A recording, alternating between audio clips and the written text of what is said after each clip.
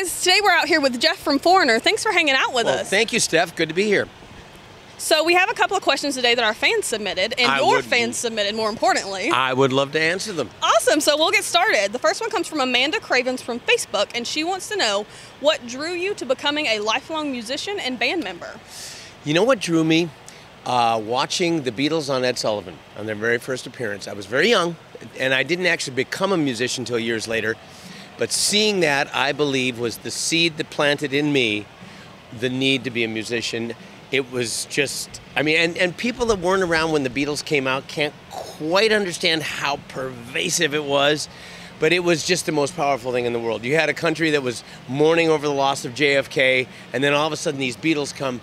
Everything turned, it was like it went from black and white to Technicolor. So they brought all the love back. They brought all the love back, and they brought the excitement of music, and I believe that that's what planted the seed. How cool. Yeah. What a great story. Well, thank you. So our next story... And thank you, Amanda. Our next question comes from Alenia Arnold, I hope I'm saying that right, from Facebook, and she wants to know, what is your favorite song to perform live in concert? Don't have a specific favorite, although I was just thinking about this morning, and thank you very much, Amelia. Amelia? Alenia? Alenia, sorry, Alenia. Hope we're saying that right. Yeah, that sounds better than Amelia because it doesn't sound like Amelia at all. Anyway, but you know what? When we do this song, I Want to Know What Love Is, there's two things that happen. When we set the song up, we do a little preamble for it where we're just totally spontaneously improvising. That's so fun. And Kelly just kind of talks and we just work around with what he's saying, which is really fun to do as a musician. And then we bring up a local choir to sing with us, and that is so much fun, and it's always so inspiring to see.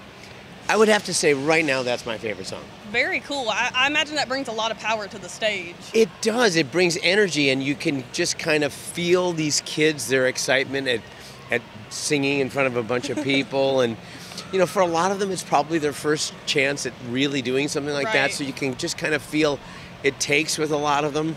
And who knows, maybe we're creating the stars of the future. Very cool. Very cool. So our next question comes from Carmen Jones from Facebook, and she would like to know, how do you juggle touring with Foreigner while working on other projects? Wow, good question. Maximum time management. I've had to be very, very good at that.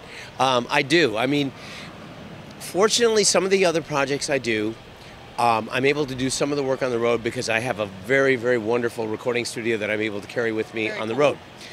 Technology allows you to have a pretty cool recording studio on, with a laptop and some other stuff. Right. I have a separate case. I generally only bring it to my room on days off, but it has, speakers and interfaces and microphones and all that other stuff in it. So I can do work on the road.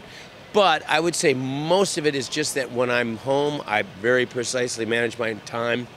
If people have to come to visit my studio, I have to make sure when their arrangements are made. And so time management is the key. Well, that's very important. Great answer. Yeah. So our last question today comes from Al Logan off of Facebook, and he would like to know, what is it like to travel around the world going on tour? Wow. Al, that's a long question to answer. But you know what? The truth is, it's wonderful. The traveling has become difficult over the years because, airports are not all that fun. Right. We do have a tour bus most of the time, which is great.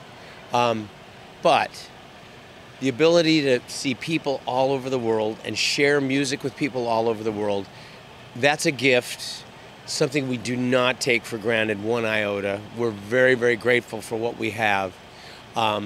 So the short and quick and concise answer to his question is that it's one of the better jobs in the world, or I wouldn't do it because the traveling part's a nightmare.